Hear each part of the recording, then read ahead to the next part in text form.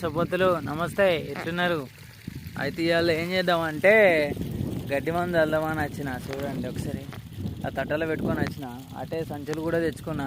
సంచులు ఎందుకంటే ఇటువంటి గల్మలు ఉంటాయి కదా, గల్మలల్లో గిట్ల కోతలు పడకుండా అంటే తెగిపోకుండా ఆ కింద వరకు పెడితే మంచిగా సంచి పెడితే మంచిగా పోతాయి అన్నట్టు నీళ్ళు. అందుకోసమనే ఆ సంచులు తెచ్చిన.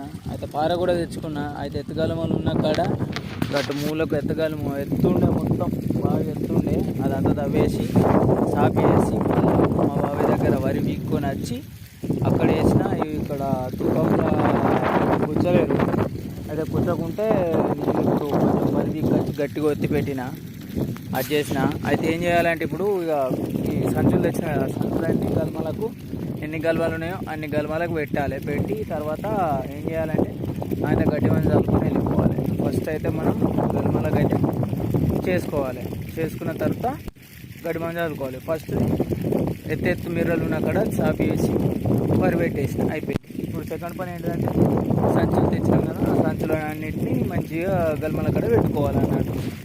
అది అయిపోయిన తర్వాత లాస్ట్ పని గడ్డి మందు చల్లాలి. Okay, bye.